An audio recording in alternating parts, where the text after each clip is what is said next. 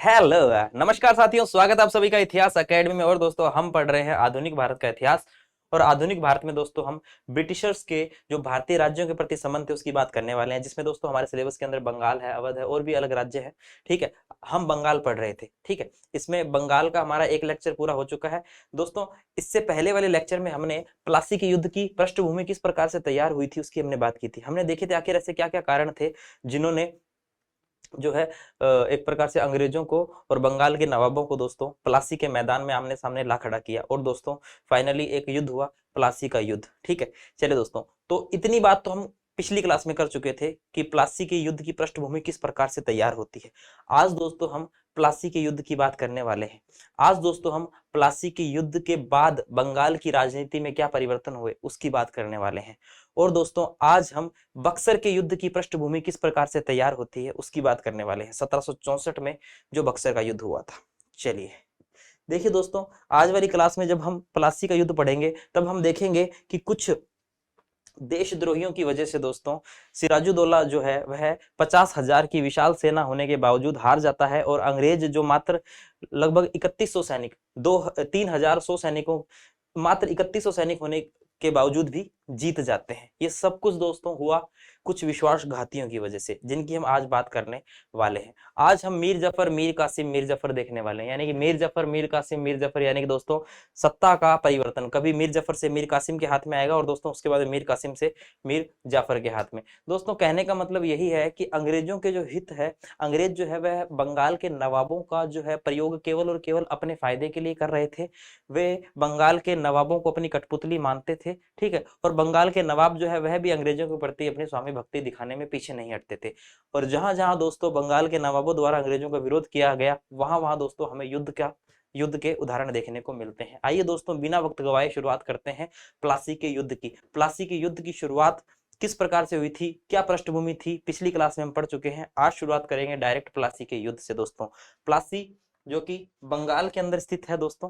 ठीक है, प्लासी का युद्ध 23 जून 1757 को होता है दोस्तों। डेट याद रख लो, वैसे तो यूजीसी नेट में तो तारीख पूछेगा नहीं, है ना, बिकॉज सबको याद है, कॉमन सी डेट है दोस्तों। ये जो आपको युद्ध दिखाई दे रहा है दोस्तों, ये जैसे कि आप क्रिकेट के अंदर या फिर अदर किसी खेल में मैच फिक्सिंग की बात करते हैं दोस्तों, वैसे ही यह जो युद्ध है यह किसी मैच फिक्सिंग से कम नहीं है। बिकॉज ऑलरेडी फिक्स हो चुका था कि इस युद्ध में विजयश्री अंग्रेजों के ही हाथ लगनी है। सिराजुद्दौला जो है उसे इस युद्ध की भूमि को छोड़कर भागना पड़ेगा।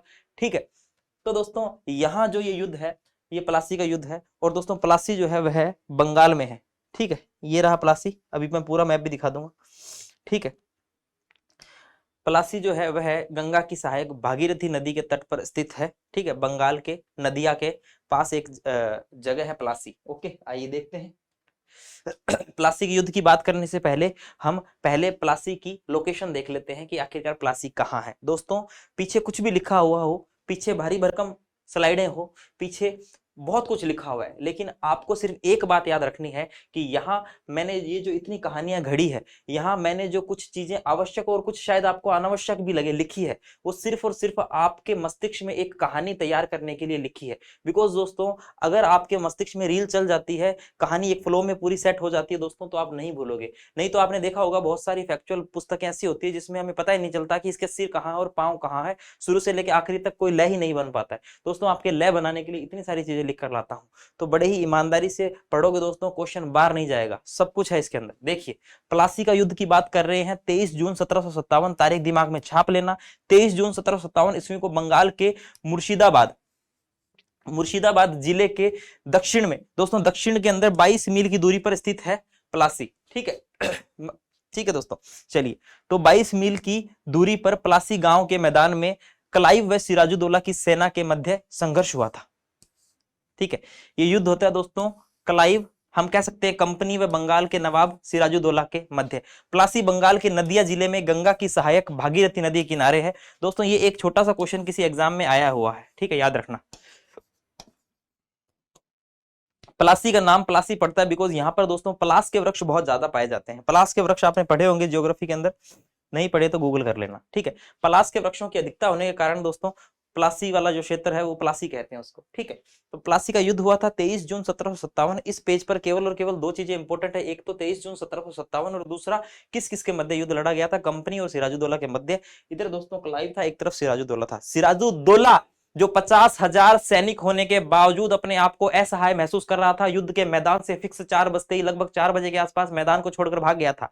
और दोस्तों क्लाइव जो मात्र 3100 सैनिक होने के बावजूद अपने आप को पूरे आत्म आत्म हम कह सकते हैं कॉन्फिडेंस, ठीक है, कॉन्फिडेंस से भरपूर अपने आप को पा रहा था। क्यों? बिकॉज क्लाइव को पहले से ही पता था कि सिराजुद्दौला की सेना का जो नेतृत्व कर रहा है गद्दार मीर जफर, वो मेरी ही तरफ है, वो किसी और की तरफ नहीं, वो मेरी ही तरफ है दोस्तों। ऐसे गद्दारों की विश्वासघात की वजह से अंग्रेजों को दोस्तों जीत मिली और बंगाल के नवाब सिराजुद्दौला को युद्ध का मैदान छोड़कर भागना पड़ा। आइए दोस्तों शुरू करते हैं। चलिए दोस्तों, प्लासी की लोकेशन हम देख चुके हैं। देखिए यहां पर आपको प्लासी दिखेगा और यहां पर दोस्तों आपको बक्सर भी दिखेगा, है ना। बक्सर की लड़ाई 1764 की। आज हम प्लासी के युद्ध को पूरा करने के बाद बक्सर के युद्ध की किस प्रकार से पृष्ठभूमि बनी उसकी भी बात कर लेंगे, ठीक है। यह है दोस्तों प्लासी, हुगली के निकट है, ठीक है। चलिए, और दोस्तों यहां पर भी आपको दिख रहा होगा। चलिए, लोकेशन की बात हो चुकी है, बंगाल के अंदर है प्लासी और यहाँ पर प्लास के वृक्षों की काफी ज्यादा अधिकता थी। आइए दोस्तों शुरू करते हैं मैच को, सॉरी शुरू करते हैं युद्ध को। देखिए दोस्तों, प्लासी के युद्ध से पूर्व सिराजुद्दौला ने जो है वह अंग्रेज फैक्ट्री कासिम बाजार पर भी आक्रमण किया था, ठीक है। अंग्रेजों के पास, अब देखिएगा दोस्तों, सैनिक देखिएगा आप, देखिए 950 यूरोपीय पैदल थे, 100 यूरोपीय तोपची थे, 50 नाविक थे और 2100 भारतीय सैनिक थे। तो दोस्तों 950 और 50 कितने हो गए? लगभग 1000, और 1000 हो गया और 1000 और ये हो गए 1100, 1100 और लगभग दोस्तों कितने हो गए? हाँ, ये 1000 हो गए, ये कितने हो गए दोस्तों? 3100 और ये 100, लगभग 3100-3200 के आसपास सैनिक थे। आप मोटा मोटा दोस्तों ये मान के चलो, आपसे कोई सैनिकों की संख्या पूछेगा नहीं, तो मोटा मोटा ये मान के चलो कि लगभग 3000 से 3200 के आसपास सैनिक तो किसके पास थे दोस्तों? वह तो थे अंग्रेजों के पास। और दोस्तों 50,000 सैनिक, लगभग 50,000 सैनिक किसके पास थे? सिराजुद्दौला के पास थे। कुल मिलाकर यहां पर हम सैनिकों का अनुपात देखें तो ज्यादा सैनिक जो है वह सिराजुद्दौला के पास में थे और कम सैनिक जो है वह किसके पास थे? क्लाइव के पास में। उसके बावजूद भी क्लाइव जीत जाता है। जीत का कारण होता है विश्वासघात, ठीक है। चलिए, विश्वासघात भी किसका दोस्तों? मीर जफर का।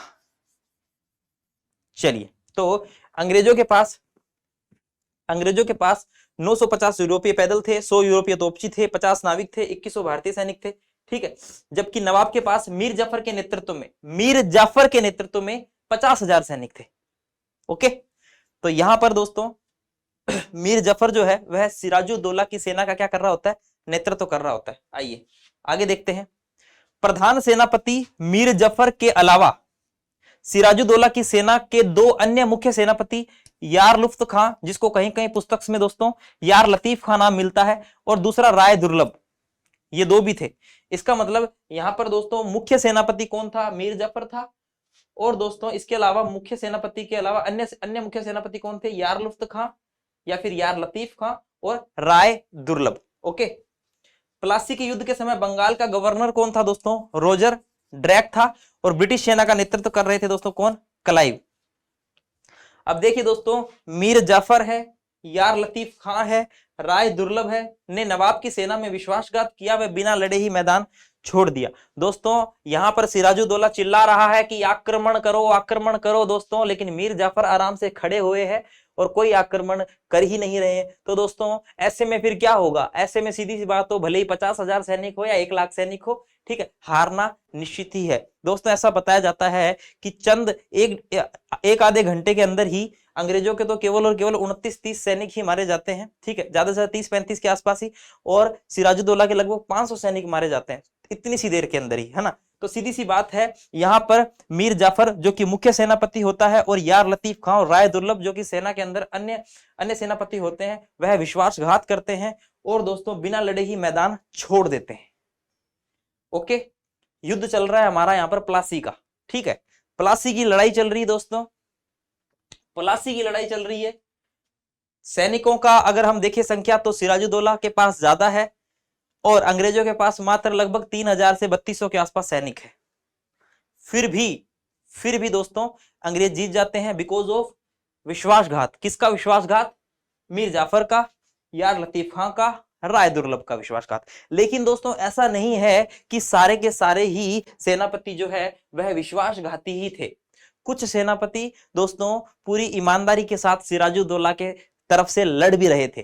ठीक है, वो कौन थे? तो देखिए दोस्तों, जैसे कि मीर मदान है, मीर मुइनुद्दीन खान भी बोलते हैं इसको, या फिर एक है मोहनलाल। नवाब सिराजुद्दौला की तरफ से मीर मदान व मोहनलाल के नेतृत्व वाली एक छोटी टुकड़ी ने बहादुरी से संघर्ष किया था। दोस्तों बहादुरी से संघर्ष करते हैं, लेकिन दोस्तों गोली लगने की वजह से मीर मदान की और दोस्तों इनकी मृत्यु हो जाती है, यानी कि ये सिराजुद्दौला की तरफ से दोस्तों युद्ध करते हैं परंतु ये मारे जाते हैं। ठीक है,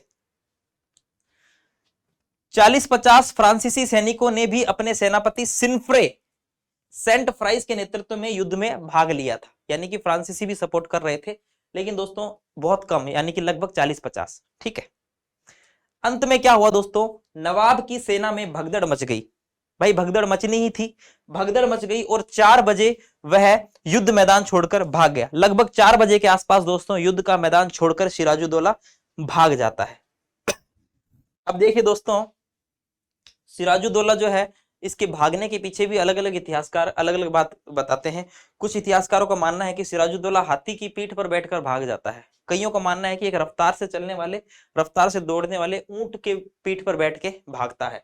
कुछ कहते हैं कि पालकी में बैठकर भागता है। ठीक है, लेकिन दोस्तों ज्यादातर इतिहासकारों का मानना है कि एक तेज रफ्तार से दौड़ने वाले ऊंट की पीठ पर बैठ के जो है सिराजुद्दौला युद्ध मैदान से भाग जाता है। जो भी है, सिराजुद्दौला जो है युद्ध मैदान से भाग निकलता है। दोस्तों अक्सर हम ये मानते हैं कि भागना जो है, अक्सर आप देखिएगा, अक्सर दोस्तों इतिहास में कोई युद्ध भूमि से भाग रहा है तो दोस्तों कहीं ना कहीं हम उसे कायर मान लेते हैं। लेकिन दोस्तों कई बार युद्ध भूमि से भागना जो है वह हम कह सकते हैं कि बुद्धिमत्ता का भी प्रतीक हो सकता है। युद्ध भूमि से भागना केवल और केवल कायरता ही नहीं है। जैसे दोस्तों हम हल्दी घाटी के युद्ध की बात करें तो दोस्तों उस समय महाराणा प्रताप जब जख्मी हो जाते हैं, युद्ध करते हैं, तो महाराणा प्रताप को भी दोस्तों युद्ध भूमि से कुछ समय के लिए अलग ले जाया जाता है। ठीक है, तो दोस्तों वो अलग ले जाना, वो युद्ध भूमि से दूर ले जाना, वो सही भी माना जाता है। ठीक है, यहाँ पर सिराजुद्दौला का भागना भी दोस्तों सही था, बिकॉज अगर जान बचा पाएगा, जिंदा रहेगा, तो दोबारा से संघर्ष कर लेगा।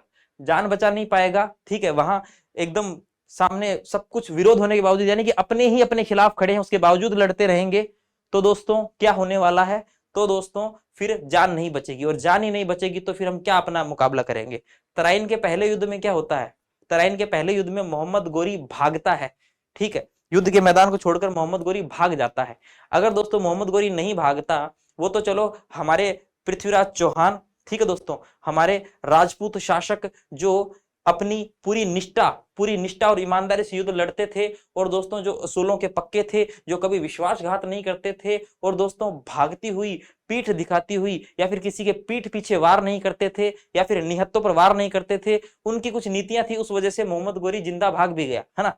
नहीं तो दोस्तों बहुत सारे का मानना यह भी है कि अगर पृथ्वीराज चौहान मोहम्मद गोरी की भागती हुई सेना के पीछे ही जाकर उसका वही काम खत्म कर देता तो तराइन का दूसरा युद्ध नहीं होता। ठीक है, लेकिन दोस्तों राजपूत जो है अपने युद्ध नियमों का पालन करते थे, पीठ पीछे वार नहीं करते थे, निहत्तों पर वार नहीं करते थे, ठीक है, महिलाओं को कभी ढाल नहीं बनाते थे, ये उनके कुछ नियमों, युद्ध के नियम हुआ करते थे, जो भी है। लेकिन दोस्तों जब मोहम्मद गोरी को ऐसा लगा कि भाई हारने वाला हूं, तो वो भाग गया।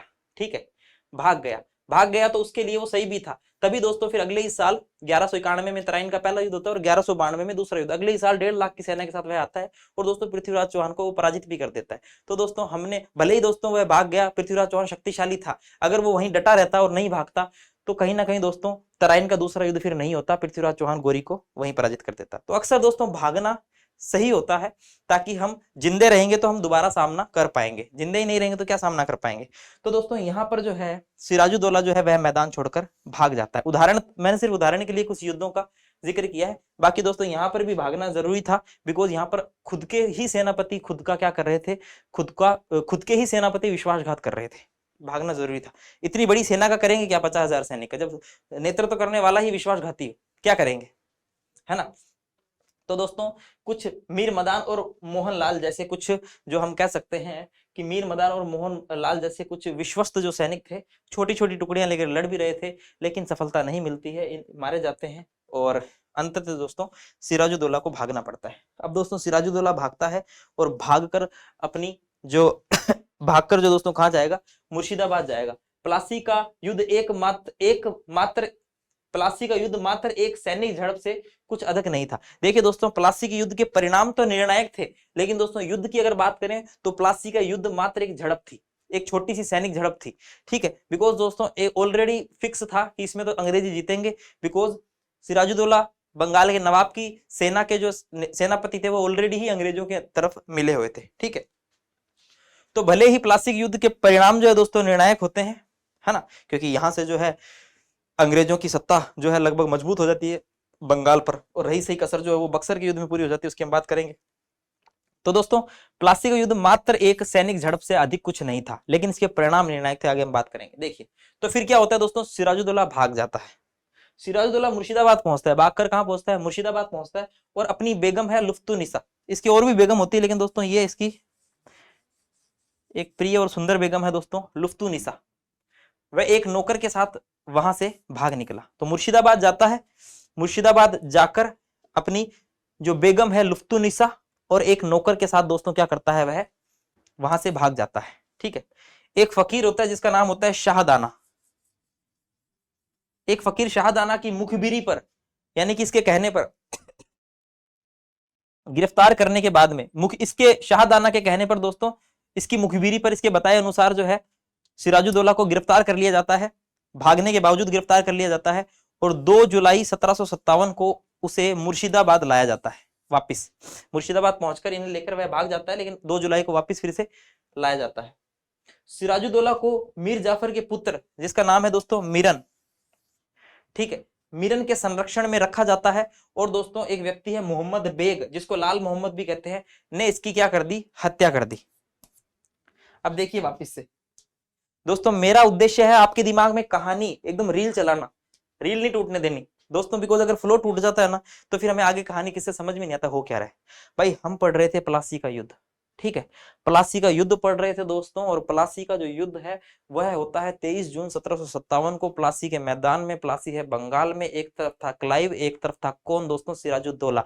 क्लाइव ऑलरेडी मैच फिक्स कर चुका था, युद्ध के मैदान में दोस्तों ऑलरेडी फिक्स था कि यहाँ कौन जीतेगा। सिराजुद्दौला 50,000 की सेना लेकर पहुंच चुका था, लेकिन दोस्तों अंग्रेजों की मात्र 3-3.5 सेना थी, उसके बावजूद भी अंग्रेज जीत जाते हैं, बिकॉज सिराजुद्दौला का जो विश्वस्त सेनापति था जिसका नाम था मीर जफर, वह दोस्तों धोखा कर देता है। ठीक है, और दोस्तों सिराजुद्दौला के कुछ विश्वस्त होते हैं मीर मदान और मोहनलाल, ये जो है लड़ रहे होते हैं, लेकिन इतनी सफलता नहीं मिलती है। सिराजुद्दौला को युद्ध का मैदान छोड़कर भागना पड़ता है, जो शायद उस समय उचित भी था। भागकर दोस्तों वह मुर्शिदाबाद जाता है, अपना एक नौकर और अपनी बेगम लुफ्तुनिसा को लेकर वह भाग निकलता है।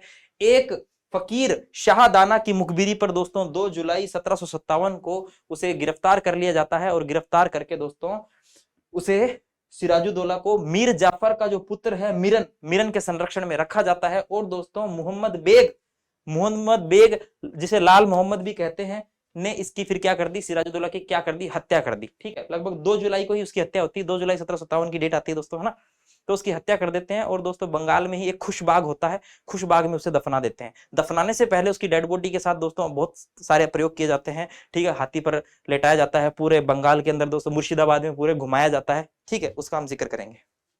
देखिए उसके शव को हाथी की पीठ पर लादकर मुर्शिदाबाद की गलियों व बाजारों में घुमाने के बाद खुशबाग, ठीक है, खुशबाग में दफना दिया जाता है बंगाल में। ठीक है, अब दोस्तों उसको दफनाने के बाद क्या होता है, अब देखिए दोस्तों यहां एक किस्सा सुनाऊंगा आपको। नवाब के परिवार की लगभग 70 मासूम बेगमें होती है, उनको एक नाव में बैठाते हैं, और नाव में बैठाकर हुगली नदी के बीचों बीच में उनको ले जाकर डुबो दिया जाता है। ठीक है, इतना बुरा किया जाता है सिराजुद्दौला मात्र दोस्तों 24-25 साल की उम्र होती है, ज्यादा उम्र नहीं होती, लगभग 24-25 साल का ही होता है। ठीक है, इसको मार देते हैं, और उसके बाद में जो इसके परिवार की जो हम कह सकते हैं कि 70 मासूम बेगमें होती है, उनको जो है हुगली नदी के बीचों बीच में नाव में बिठाकर बीचों बीच उसको डुबो दिया जाता है। अब दोस्तों यहां पर एक चीज आपको याद रखनी है, ठीक है, यहां पर डुबो दिया जाता है, और मीर जफर को क्या कर दिया जाता है दोस्तों, मीर जफर को बंगाल का नवाब नियुक्त कर दिया जाता है। ठीक है, यहां पर दोस्तों एक किस्सा है, ये है, आपने भी एक नाम देखा होगा लुफ्तुनिसा। लुफ्तुनिसा दोस्तों बेगम थी सिराजुद्दौला की।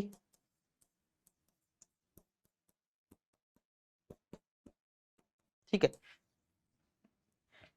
ऐसा बताया जाता है दोस्तों, इतिहासकार बताते हैं कि 70 मासूम बेगमों को जब डुबोया जाता है तो उसमें एक लुफ्तुनिसा को छोड़ देते हैं, क्योंकि सुंदर बहुत होती है, तो काफी खूबसूरत होती है, तो इसको इसको इसकी जान बख्श दी जाती है। ठीक है।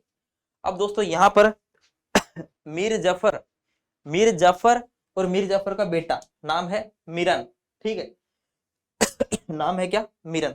तो मीर जाफर और मिरन दोनों ही दोस्तों लुफ्तुनिसा के पास में विवाह का प्रस्ताव लेकर जाते हैं। लेकिन दोस्तों आपको जानकर बड़ा ही अचंभा होगा कि लुफ्तुनिसा ने उसके बाद में क्या उत्तर दिया।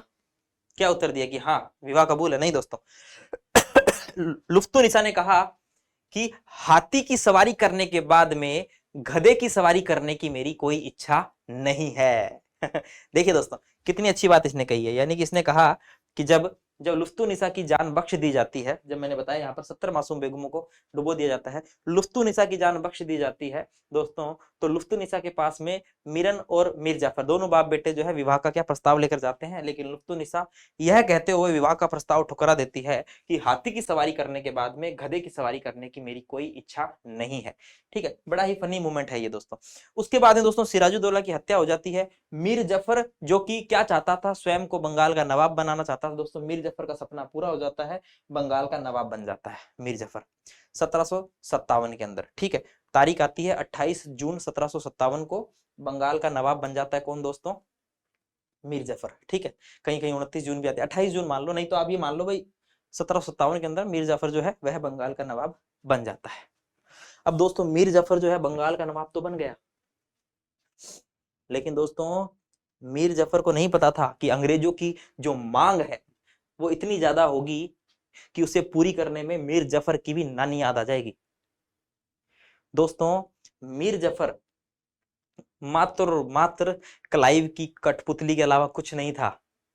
मीर जफर को क्लाइव का गिदड़ कहते थे, जैकल, या फिर दोस्तों क्लाइव का गधा कहते थे। उसके इशारों पर नाचने वाला था मीर जफर। चलिए, तो अभी प्लासी का युद्ध हुआ है दोस्तों, अभी प्लासी के युद्ध के परिणाम भी जानने हैं, प्लासी के युद्ध में अलग अलग इतिहासकारों के क्या विचार है वो भी जानने हैं। ठीक है, तो मीर जाफर फाइनली सिराजुद्दौला के बाद में क्या बन जाता है, बंगाल का नवाब बन जाता है। आइए आगे देखते हैं प्लासी के युद्ध के परिणाम क्या होने दोस्तों। सीधी सीधी बात है, बंगाल की अर्थव्यवस्था पर बहुत ही बुरा प्रभाव पड़ने वाला है। बिकॉज दोस्तों अंग्रेजों ने बंगाल का शोषण करना शुरू कर दिया था। बंगाल से होने वाले व्यापार में उन्हें जो ऑलरेडी मुनाफा हो रहा था, बंगाल की जो समृद्धता है वही अंग्रेजों को अपनी तरफ आकर्षित कर रही थी दोस्तों। और फाइनली नवाब जो थे वो अंग्रेजों के कठपुतली थे, तो नवाब अपने मनमाने ढंग से जो है अब काम कर रहे थे। प्लासी के युद्ध में से अंग्रेजों को भारत का सबसे समृद्ध प्रांत हाथ लगा। वह बंगाल की लूट से अंग्रेजों ने भारत में अपने साम्राज्य की जड़ें जमाई। दोस्तों प्लासी के युद्ध के बाद में अंग्रेज जो है भारत में अपनी जड़ें जमाना शुरू कर देते हैं। ठीक है, कंपनी ने बंगाल से प्राप्त धन को चीन के साथ व्यापार में लगाना प्रारंभ कर दिया। ठीक है, शोरे के व्यापार पर एकाधिकार। अब देखिए दोस्तों क्या क्या कर रही है कंपनी, शोरे के व्यापार, शोरा दोस्तों जिसके बारूद वगैरह में भी काम आता है ना, बंगाल में होता था, बंगाल बिहार में शोरा होता था काफी।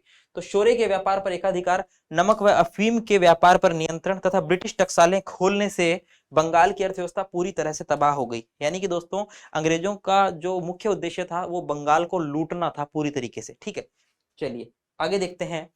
नवनियुक्त नवाब मीर जाफर, मीर जाफर जो है वह अंग्रेजों के हाथों की मात्र और मात्र एक कठपुतली था, इसके अलावा कुछ भी नहीं था। उसके द्वारा कंपनी को बड़ी धनराशि और कलकत्ता के, अब जब गद्दी पर बैठा तो दोस्तों गद्दी पर बैठने पर वह नवाब बन गया, तो नवाब बनने की खुशी में देखिए किस प्रकार से धन लुटा रहा है, जैसे कि ये धन खत्म ही नहीं होगा। दोस्तों ऐसा नहीं है, इतना ज्यादा धन लुटा देगा कि बंगाल की अर्थव्यवस्था ही कमजोर हो जाएगी, और जब अंग्रेज और मांगेंगी अब और दे, तो दोस्तों हाथ जोड़ देगा, भाई कुछ नहीं है, चाहे गद्दी ले लो। उसके बाद में मीर कासिम गद्दी पर बैठता है। ठीक है, देखिए उसके द्वारा कंपनी को बड़ी धनराशि और कलकत्ता के निकट 24 परगनों की जागीर दिए जाने के बाद बंगाल की अर्थव्यवस्था पूरी तरीके से क्या हो गई दोस्तों, नष्ट हो गई। जीबी मालेसन ने क्या कहा है कि प्लासी के युद्ध के बारे में वह लिखता है कि ऐसा कोई युद्ध नहीं हुआ जिसके तत्कालिक तथा स्थायी परिणाम इतने महत्वपूर्ण हुए। यानी कि शीघ्र ही हम देखते हैं कि बंगाल की अर्थव्यवस्था बहुत कमजोर होने लगती है, और दोस्तों स्थायी परिणाम हमें देखने को मिलते हैं। चलिए ये मालेसन का विचार है। इसके अलावा उसके शब्दों में, मालेसन के शब्दों में, प्लासी के युद्ध को हम निर्णायक युद्ध कह सकते हैं परंतु कोई बड़ा युद्ध नहीं कह सकते, क्योंकि दोस्तों छोटी सी झड़प थी। युद्ध तो आप ये मान लो कि हुआ ही नहीं था, बिकॉज ऑलरेडी फिक्स था सब कुछ। प्लासी के युद्ध में जो सिराजुद्दौला की तरफ की जो सेना थी वो तटस्थ थी, मीर जफर जो है दोस्तों वह निष्क्रिय था, वो पहले से ही अंग्रेजों में मिल चुका था। ठीक है, तो हम कह सकते हैं कि, लेकिन देखिए परिणाम कितने महत्वपूर्ण हो रहे हैं, पूरी बंगाल की अर्थव्यवस्था दोस्तों डगमगा गई। युद्ध नहीं कह सकते महत्वपूर्ण, लेकिन दोस्तों परिणाम बहुत महत्वपूर्ण थे। प्लासी के युद्ध को हम निर्णायक युद्ध कह सकते हैं। ठीक है, सॉरी, निर्णायक युद्ध कह सकते हैं, लेकिन दोस्तों कोई बहुत बड़ा युद्ध नहीं कह सकते। निर्णायक युद्ध कह सकते हैं परंतु कोई बड़ा युद्ध नहीं कह सकते। रॉबर्ट्स ने क्या लिखा है, रॉबर्ट्स ने प्लासी के युद्ध को एक महान क्रांति कहा है। दोस्तों देखिए, पीछे देखिए आप, ये मीर जफर को बंगाल का नवाब बनाया जाना बंगाल की प्रथम क्रांति कहलाती है। इसे बंगाल की प्रथम क्रांति कहा गया है, याद रखना। ठीक है, और मीर जाफर के बाद में मीर कासिम को बिठाया जाएगा। मीर कासिम जो दोस्तों मीर जाफर का दामाद होता है। ठीक है, मीर कासिम को बिठाया जाएगा, तो मीर कासिम को बिठाया जाना बंगाल की द्वितीय क्रांति होगी। ठीक है, याद रखना, वैसे आगे लिखा भी हुआ है। आइए चलिए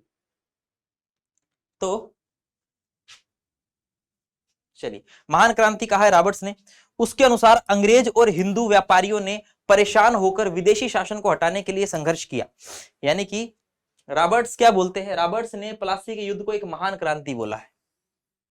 ठीक है, और वो क्या कहता है कि अंग्रेज और हिंदू व्यापारियों ने परेशान होकर विदेशी शासन को हटाने के लिए संघर्ष किया। यानी दोनों ने एक दूसरे को हटाने के लिए संघर्ष किया। अंग्रेज चाहते थे खुद की सत्ता जमाना। बंगाली कवि, दोस्तों ये एग्जाम में आ जाता है, बंगाली कवि नवीन चंद्र सेन के अनुसार प्लासी के युद्ध के बाद भारत के लिए शाश्वत दुख की काली रात का आरंभ हुआ। दोस्तों याद रखना, इंपॉर्टेंट है, फैक्चुअल चीजें हैं ये। ठीक है, नवीन चंद्र सेन कहते हैं। इसके अलावा दोस्तों पीजे मार्शल जैसे साम्राज्यवादी लेखकों ने प्लासी के युद्ध को सकारात्मक क्रांति की संज्ञा दी है। वो इसे कहते हैं भाई ये सकारात्मक क्रांति थी।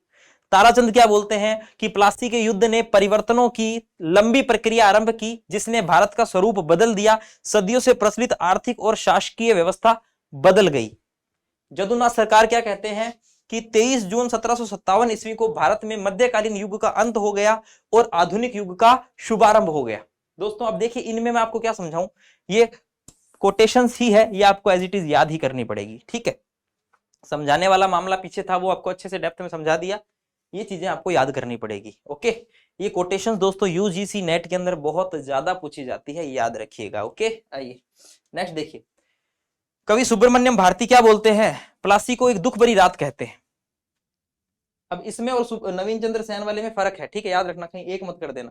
ये कहते हैं कि प्लासी के युद्ध के बाद भारत के लिए शाश्वत दुख की काली रात का आरंभ हुआ, सदैव रहने वाली शाश्वत दुख की काली रात। और ये क्या कहते हैं, दुख भरी रात। ठीक है, चलिए इसके अलावा दोस्तों के एम पन्नीकर ने क्या कहा है, ये कहते हैं कि प्लासी एक सौदा था जिसमें बंगाल के धनी लोगों और मीर जाफर ने नवाब को अंग्रेजों को बेच दिया। यानी कि दोस्तों अब जो नवाब पद है वो अंग्रेजों को बिक ही गया है। बिकॉज दोस्तों नवाब तो मात्र कठपुतली बन के रहते थे अंग्रेजों की, और दोस्तों नवाब की जो मुख्य शक्तियां थी वो अंग्रेजों के हाथ में थी। नवाब दोस्तों अंग्रेजों की मर्जी के बिना अपना पर भी नहीं हिला सकता था। ये स्थिति हो गई थी दोस्तों प्लासी के युद्ध के बाद में। समकालीन लेखक गुलाम हुसैन, दोस्तों याद रखना वेरी इंपॉर्टेंट है, गुलाम हुसैन ने अपनी कृति सियार उल मुख्तकेरीन, दोस्तों अगर सीधी सीधी एग्जाम में सीधी कृति पूछ ले तो भी इंपॉर्टेंट है और वैसे भी, तो दोस्तों ये समकालीन है, उस समय प्लासी के युद्ध का समकालीन इतिहासकार है दोस्तों, नाम है गुलाम हुसैन और किताब कृति इसने लिखी है सियार उल मुख्तकेरीन। उन्होंने इसमें प्लासी के युद्ध का वर्णन भी किया है। चलिए, तो ये हो गया प्लासी का युद्ध। अब दोस्तों वापिस से आप थोड़ा सा ब्रीफ, हम थोड़ी सी स्मॉल एक शॉर्ट रूप में वापिस से देख लेते हैं कि हमने अब तक क्या पढ़ा है इन 14 स्लाइडों के अंदर। हमने प्लासी के युद्ध की पृष्ठभूमि किस प्रकार तैयार हुई थी उसकी बात पिछली क्लास में कर ली थी। हमने इस क्लास की शुरुआत की थी प्लासी के युद्ध से। हमने देखा कि प्लासी का युद्ध किस किस के बीच में होता है, क्लाइव और सिराजुद्दौला। हमने देखा कि सिराजुद्दौला के सेनापति किस प्रकार से विश्वासघात करते हैं, मीर जाफर ने विश्वासघात किया। ठीक है, और विश्वासघात के बाद हमने देखा किस प्रकार सिराजुद्दौला जो है वह युद्ध भूमि छोड़कर भाग जाता है, और भाग कर दोस्तों फिर किस प्रकार उसे पकड़ा जाता है, और किस प्रकार दोस्तों 2 जुलाई 1757 को उसकी हत्या कर दी जाती है, और उसके पश्चात उसके परिवार जनों के साथ क्या होता है, और उसके बाद में मीर जाफर को नवाब बना दिया जाता है, जो कि बंगाल की पहली क्रांति के नाम से जानी जाती है। मीर जाफर दोस्तों नवाब बन जाता है, प्लासी का युद्ध का जो है दोस्तों वह समाप्त हो जाता है और युद्ध के परिणाम बड़े ही दोस्तों भयंकर होते हैं। परिणामों के अंदर हमने एक चीज देखी कि बंगाल की अर्थव्यवस्था जो है वह पूरी तरीके से निचोड़ ली जाती है, चाहे व्यापारों पर एकाधिकार करना हो, चाहे दोस्तों बंगाल के अर्थव्यवस्था का जो है उसका शोषण हो। कुल मिला के बंगाल की अर्थव्यवस्था प्लासी के युद्ध के बाद में दोस्तों क्या हो जाती है, कमजोर हो जाती है। और दोस्तों एक अंग्रेजी सत्ता का दोस्तों प्रभुत्व, एक अंग्रेजी सत्ता का दौर शुरू हो जाता है। उसके बाद में हमने प्लासी के युद्ध के बारे में अलग अलग इतिहासकारों के क्या क्या विचार है वो हमने देखे। ठीक है, तो यहां तक हमने दोस्तों ये देखा। अब दोस्तों अब हम देखते हैं कि प्लासी के युद्ध के बाद में बंगाल की क्या स्थिति होती है। अब भाई साहब मीर जफर गद्दी पर बैठ चुका है, सिराजुद्दौला दोस्तों वह जो है उसकी हत्या हो चुकी है, और सिराजुद्दौला जो है उसकी हत्या होने के बाद में मीर जफर जो है वह अब गद्दी पर बैठ चुका है। अब मीर जफर गद्दी पर बैठ चुका है दोस्तों। ठीक है, अब देखते हैं कि मीर जफर किस प्रकार से बंगाल की राजनीति को संभालता है। आइए दोस्तों,